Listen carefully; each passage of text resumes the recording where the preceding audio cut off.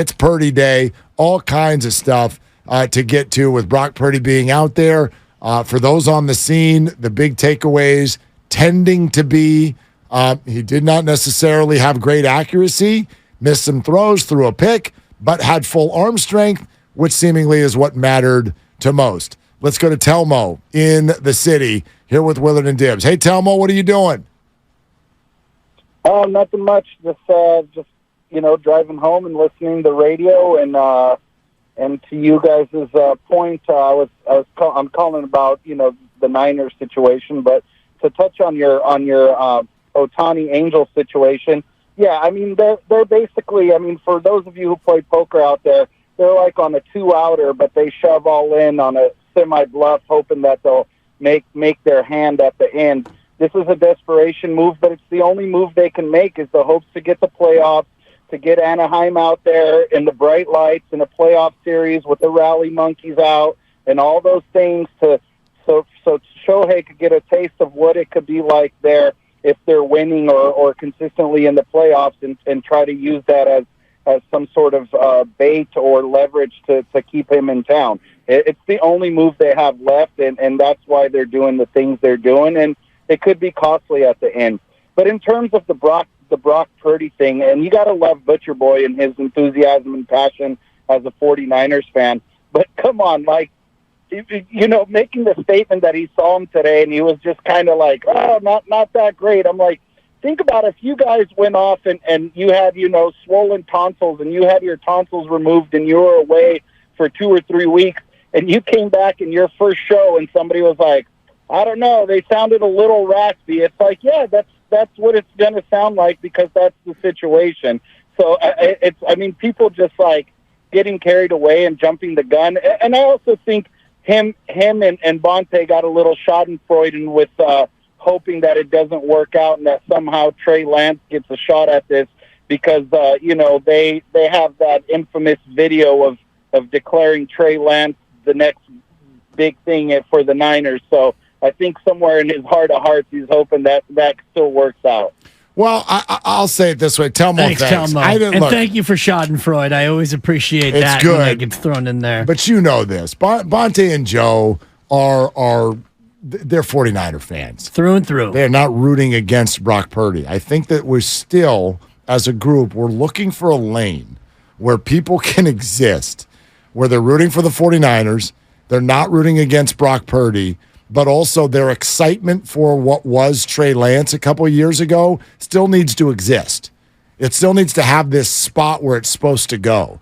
Like if you're excited about a number 3 overall pick and you saw something that you liked, or even just you're curious and you want to see it, that emotion needs to exist somewhere other than we're rooting for Brock to get hurt.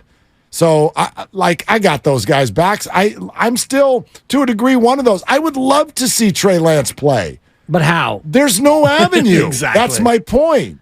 I'd love to. I'm just as curious as all of you, but it's not worth it to me to do that at the expense of games. And there's also that part of what we do in this business of you do want to be right. And when you say something about a player who's unproven, you would love for your take and your opinion to be proven correct. And right now, if you are early on the Trey Lance bandwagon, and Joe and Bonte both were among the first people to say, wow, and they were not alone that day at practice in being wowed by what Trey Lance showed and what Trey Lance did.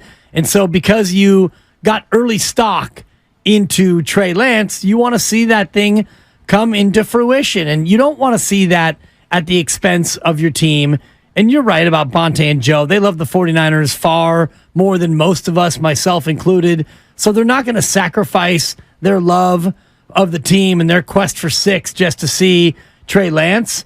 But you want to see what you have in Trey Lance, and you haven't had a chance yet to do that. I get it. You're listening to 95.7 The Game, KGMZ, FM, and HD1 San Francisco, always live on Twitch, YouTube, and the free Odyssey app. Larry Kruger's going to join us in a little bit less than 15 minutes. Yeah, I totally get it. You know what I mean? There's nowhere for people to put that.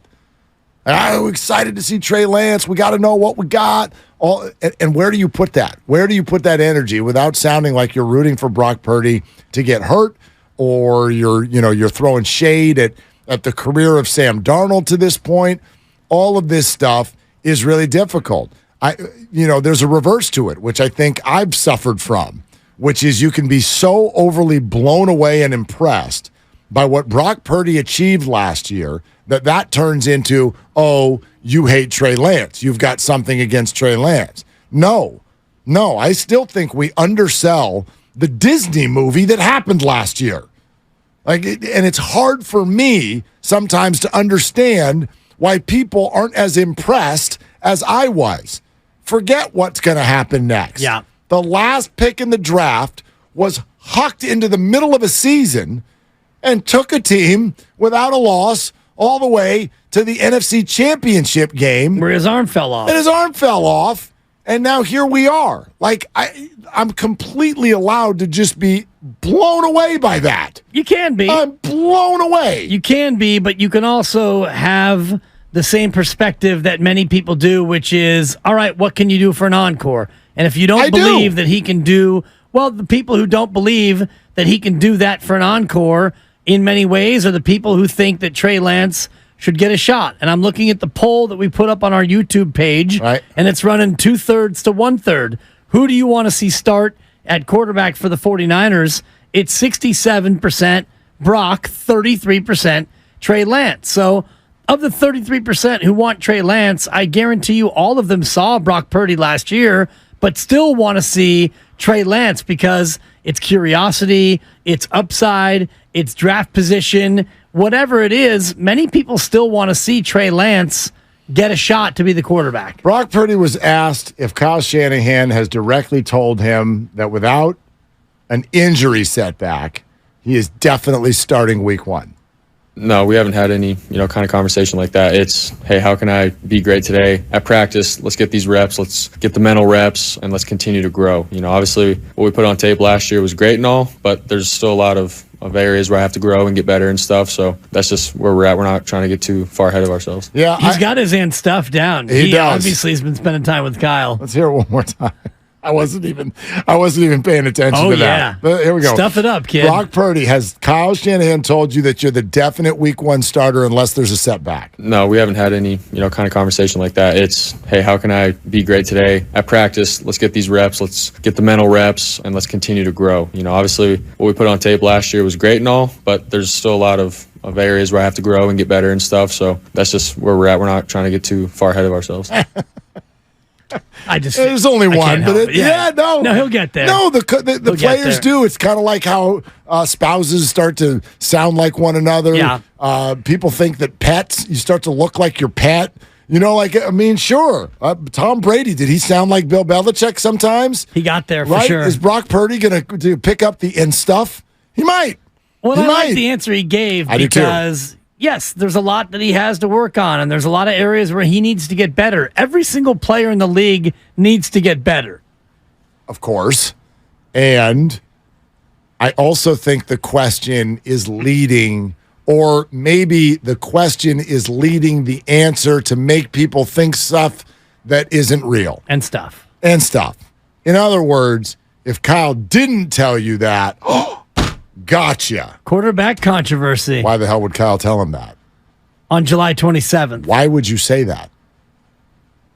We're all looking. It's the same thing I said to Steiny and Goo in the crossover. We're all looking for the 49ers to put a banner somewhere. We have declared that Brock Purdy is our quarterback of the future. Why would they do that? Why do they need to do that? Why do we ask teams to do stuff like this? Parham needs a press conference to explain that Carlos Correa does it. Why? Why do you ask the team to do something it doesn't need to do? Brock Purdy is not hitting the pillow at night going, oh, gosh, the team just hasn't told me where I stand. I don't know who I am to this team. They all know. They all know who the quarterback is. Brock Purdy said this is not a QB controversy. In fact, there is such an implication that he is the starting quarterback simply because of what he did last year. George Kittle was asked. He's like, yeah. Kyle Juszczyk was asked. Yeah. He's a quarterback. He went 8-0. What on earth would, outside of an injury setback, what on earth would allow this organization to look into the eyes of its teammates and tell them that somebody other than Brock Purdy's starting.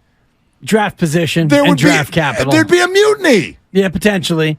And all you need to know about who is QB1 when Brock Purdy is in practice, which will be 2 out of every 3 practices, and they break the camp or they break the huddle and they're doing 11-on-11 drills, who gets that first rep with the ones? And it's going to be Brock Purdy. And that is all you need to know. So Kyle Shanahan isn't going to tell Brock Purdy right now on July 27th, you're QB1.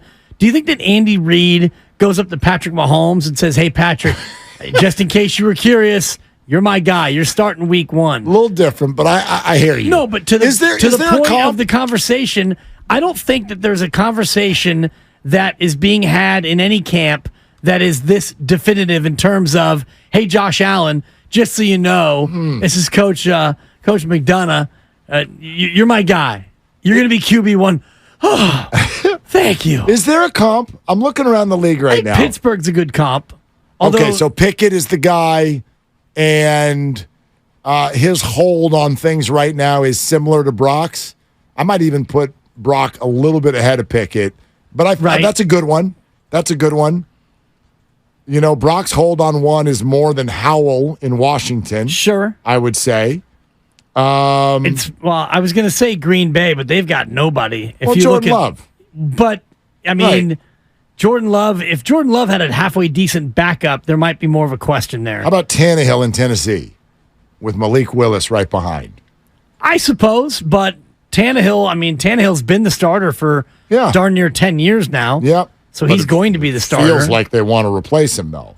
Tampa Bay is a question. 2 years in a row. Tampa Bay is a much bigger question. Way bigger question than the 49ers. You're thinking about, is there a situation where there is a pretty ironclad starter, but there's a little bit of a question mark? There's a QB1 who, in theory, could lose the gig in August based on poor performance. I don't even know if that's possible with Brock Purdy.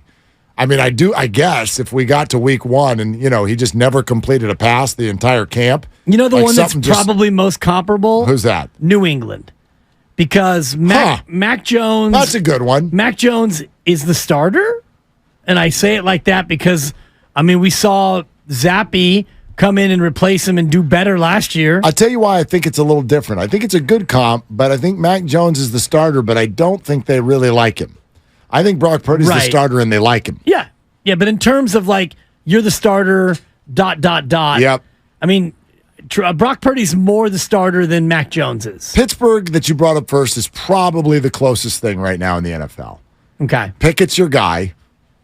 You got Trubisky. But you got a lot of... Mason Rudolph. The difference, though, also... my God, Brock Purdy way outperformed Pickett last year. Right. Brock Purdy has achieved, and there's a very key comment that Kyle made 2 days ago that I want to re-trumpet, which was, we watched the season and loved what he did, and then we watched the tape, and it got even better. Kyle said that 2 days ago. So they got done with the playoffs and went back and watched all the film, and they were even more impressed than when they were standing on the sideline watching. I think that's significant also in this conversation with regard to Kyle being like, yeah, man, you're a guy. You're a guy. Right. And do they really need to go to Brock Purdy on July 27th and say, you're the guy? And I think that this speaks to the conversation we're having. Does Bill Belichick go to Mac Jones and say, yeah, you're starting week 1? I doubt it. If it's not Bill? Right. I don't know if it's an open competition like Kenny Pickett. You're QB1 right now. It doesn't mean that you're necessarily going to beat out Trubisky and Mason Rudolph. You should, and all signs point to that. And hey, Baker, you good?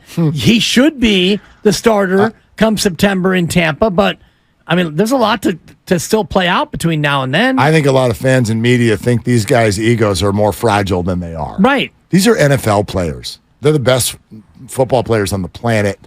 They don't need to be stroked to bed every night. They don't need to go over to their house and be like, I'm going to pat you on the back. Just want to let you know you're still my starter. Right. Are you okay? Bedtime story? You're my guy. There's Good God. There's like a rose ceremony every Like, day after practice. These are football players. They're maniacs. They go out into a car accident 18 times a day. They don't need somebody to pet them at bedtime. They don't need this kind of validation. They're like, yeah, dude, Brock is probably, I know how he looks, but Brock's like, dude, bro, I went 8-0. Went to the playoffs and won 2 games. Do you know the maniacal attitude it takes to succeed in an environment like this? And we all think they need like some sort of cheering party in the players' lot when they get out of their car. Brock, you're our man. You can't do it. Maybe Trey can. This is not how it works. They're fine.